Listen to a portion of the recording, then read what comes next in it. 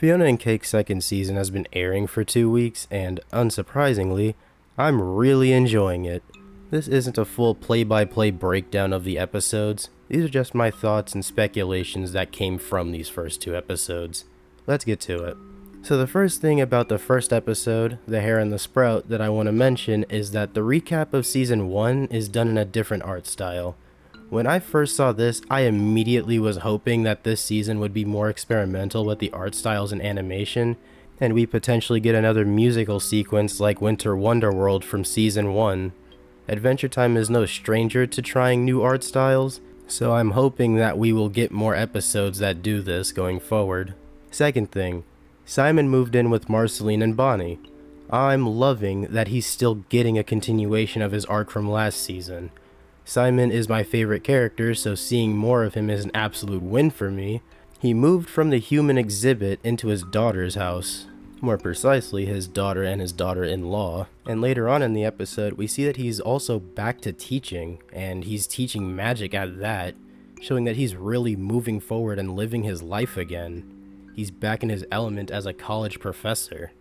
Third thing, Huntress Wizard and Finn have apparently been off and on since Come Along With Me, which I'm willing to bet is a twofold problem, with Huntress Wizard being very detached, or more accurately wanting to be detached from everything, and Finn, on the other hand, was probably fine enough with the arrangement being a friend and occasional booty call. They both would probably back off when they felt that they were getting more attached to the other, despite them very clearly having feelings for each other, and wanting to be something more than what they are. That's my speculation. Huntress Wizard's detachment issues is what I think the season will be focusing on, and she will finally have to let others in, concluding with Finn and Huntress Wizard becoming something more serious. Part of this comes from me not wanting Finn's time in the story ending with him being single, since so much of the story centered around him and his growth through his love for PB, Flame Princess, and finally Huntress Wizard. It would be nice if it ended with him in something serious that still fits his adventurous lifestyle. Fiona World also has some stuff going on, obviously, this is Fiona's story. First thing, Fiona, dog, clean up yo damn room. What is this? We all go through bouts of depression, but come on, girl. I don't quite know what Fiona's arc in this season will be, but I think it'll be something related to her being viewed as a hero by the people, and her not feeling like she's worthy of that. I think this because she keeps putting herself down when she's talking to the townspeople, saying how she used to suck. Also, was waffle hot dogs a reference to bacon pancakes, specifically in New York? There's also Cake and Mcron. One, I love Mcron's design. Look at this man. The best way I could describe his design is that he seems like that very chill friend that you want to always go get food or play video games with. Second thing, Cake, calm down. That is a human man and you are a cat. Magical cat, but a cat all the same. And the crazy thing is, this man gave her his number. Wild. Also, in the candy shop, there was a certain character that appeared. Sir Slasher from Season 2's Blood Under the Skin has a gender swap character in this world now. Lady Cutter. 1. Wood. 2. I was so happy about this callback. Fiona and Cake doesn't forget its roots, and I really appreciate that as somebody who's been watching this series since it started, and just as a fan of the series. Other things of note, DJ Flame is going to play a role in this season. No clue what that will be yet. But I also hope we get to see Phoebe again, because I want to see what Flame Princess's adult design is. I'm willing to bet it will be fire. There were also some voice actor changes. I don't know the reason for the changes, but I hope there's no bullshit like with Prismo's VA from last season. Also, none of the VAs are doing a bad job at all.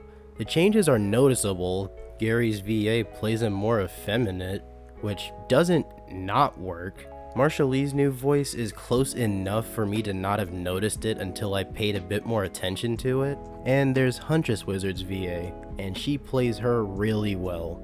She gives off a more mature Huntress Wizard. I like it. Noticeable change, but it definitely works. at least in my opinion. She's not playing it like the previous VAs did. It's new, but it works. In an ideal world, there wouldn't be a need for VA swaps, obviously, but the new voice actors are doing a really good job. Few more things for Fiona World in this episode. Queenie, boom yourself now, please. This lady is such a prick. She throws herself around like she's got Abadir clout, and Fiona calls her on this. You aren't like that, short stack. She even took away the lot that Gary was using for his new bakery, the Sweet Spot. There's a whole thing you can go into about her having owned the land, but she clearly did this just to spite Fiona. Also, if I find a spot that's like the Sweet Spot, I am going to become a regular there. That's such a good vibe. There also might still be a bit of a residual link between main Adventure Time reality and Fiona World, since Fiona gets a similar scratch on her hand that Finn got on his back last season, and both of them were also caused by bushes that are also in some way related to Huntress Wizard or Hunter. Fiona and Marshall's banter after that moment was so sibling coded. I wish we got more of that kind of dynamic between Finn and Marceline. I always kind of viewed their relationship in that similar vein, or at least I did after What Was Missing, but I wish we got more of that sibling-like banter between the two of them. Back in OO, HW finds her situationship about to die. Damn it, Finn. Obviously he won't die here, but I want to throw out a crazy idea. We know that the dead world runs on one's perception of themselves. Finn knows what he'll look like old, so what if he associates that with a life full of adventures? So if he dies having believed that he lived a life full of adventure, he'll look like that in the dead worlds. What if Finn does die this season? I know it won't happen, but I find this idea kind of interesting. Anyways, HW finds her boy toy is poisoned. Finn directs her to Simon, who directs her to the heart of the forest where Finn and Simon went in Simon Petrikov last season. I love Simon teaching, him being so confident and happily talking about magic, how he talked to Pep, and how PB and Marceline are both his moms, which kinda obvious, but it does confirm that those two are married now, which means Marceline is candy royalty and Pep is next in line to rule. Also, dying Finn is on Simon's desk. Neat. The last thing in this episode is Huntress Wizard going to get a sample of the Heart of the Forest sap to get some type of antidote for Finn, but the green bear that Finn put hands and feet on in the last season is about to attack her. This episode cuts off so abruptly and it actually kinda made me mad. Like, what the hell was that cut off? Anyway, the second episode, The Crocodile Who Bit a Log, starts with a Huntress Wizard backstory with a new art style. I'm getting what I want. I need more art styles. The thing is, this art style works really well for a flashback. In this backstory, we see Huntress Wizard training with Spirit Dream Warrior, the guy that she was looking for in Flute Spell. She trains by hanging upside down, eating pine cones, braiding grass, and whacking a stick into a rock. After who knows how long, she perfects it all and cracks open the rock, revealing some kind of tooth, which she, without hesitation, cuts her hand off with. No hesitation, just does it. This was interesting because it feeds more into the idea of Huntress Wizard being a hunter, only being able to keep her eyes on the prize, that thing that the Spirit Dream Warrior said was her flaw. She was in pursuit of power and got it. This sequence does make me wonder why she wanted to find SDW again in Flute Spell. Was it for more training, or was she trying to reconnect with the Green Wizards? Speaking of, the Green Wizards, seemingly led by Witch Wizard, great name, have some kind of working relationship with SDW, who, quite notably, doesn't have the mask that the other Green Wizards have. His teachings might be what Huntress Wizard has to rely on after the events of this episode. So he brings Huntress to the Green Wizards, where she plants her hand by the heart of the forest, then she proceeds to do anything else but be around these people. She got her powers and dipped. This shows that her detachment was something she's always had, and that gives me more confidence in saying that this is something that she will have to grow beyond at the end of the season, or throughout it. After the flashback, we see the bear turn back into Witch Wizard. When we saw this bear last season and Finn beat the mess out of it, I really thought the bear was going to be Huntress Wizard's cousin or parent or something. The bear is connected to Huntress Wizard, just not in the way that I thought it would be. Anyway, after a small chat, they have one of the, if not the most well choreographed fight in this series. This was great. Magic fights in any media tend to devolve into flashing lights with no substance. This one had very clear movement and felt like they were reacting to the other's actions. After their fight and Huntress Wizard nets Witch Wizard to a tree, we see Huntress Wizard's feelings for Finn peek out again as she pulls sap from the heart of the forest. Turns out, girl just stabbed a multiversal plant creature. This show is definitely Adventure Time. Stepping back for a second, HW and Finn's relationship is clearly an important thing to Huntress, with her being obviously attached to and in love with that man. I bring this up because people are speculating Huntress will get with Fiona. That's very dumb. That's Sadie being with a random new character despite having been set up with Lars levels of stupid. Thank you for your time. Back to the episode. One of the green wizards made me laugh way harder than I probably should have, because once he couldn't magically create more exploding knives, he said, "Time to go analog," and starts pulling out the exact same thing from his trench coat, so he could have just done that from the start. I don't know, I just found that very funny. Like how Jake stepped on Ash. It's stupid and I love it. Eventually he hits Huntress and she's thrown into a multiversal portal created by the heart of the forest, and then she blows up. Nice. In Fiona World, not much of note really happens. Cairo Siphon is here. He's some kind of fire deity from season 1 that Scarab caught. Also Pep Tank. Apparently his job is raising Baby World Finn. Fiona's group brings Pep Tank to pretty much blow up the lot with all of their stuff, which, why? Then they eventually realize this is pretty stupid, and then they back out of it.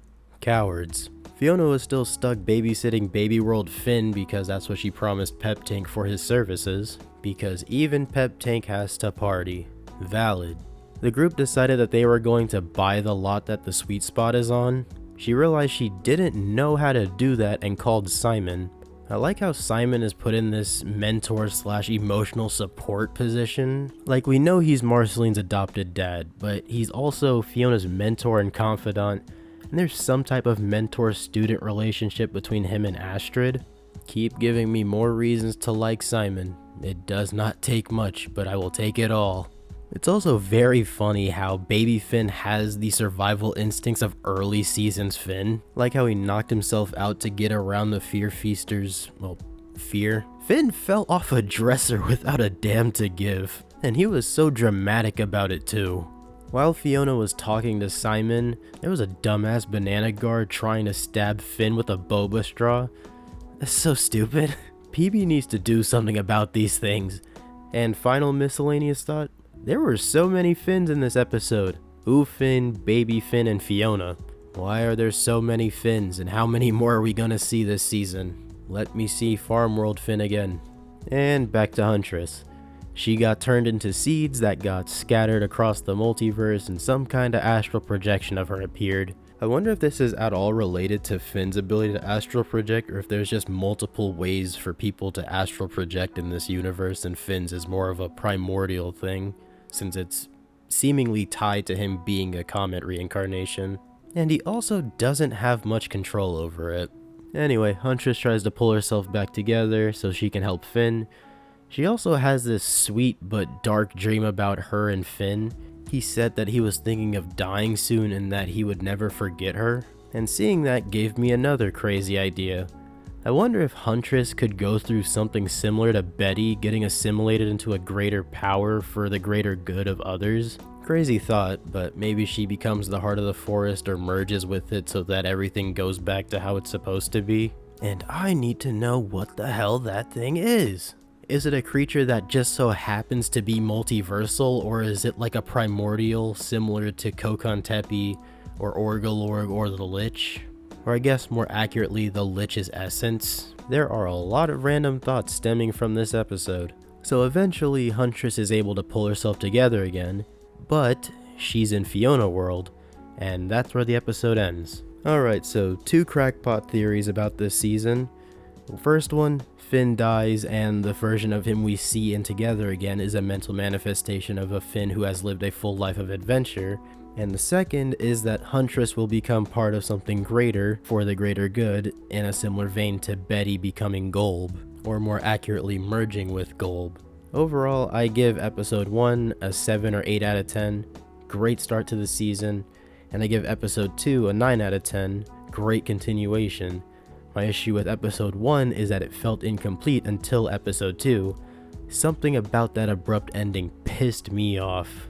Actually, one more bit of speculation. Maybe Fiona's detached from her world wanting to go on adventures again, but doesn't want to throw away everyone's safety or be separated from them. That could explain why she leaves her room in such a mess and puts things off, like not getting the wall fixed and only tarping it over. None of that stuff might matter to her because she feels like she doesn't belong here.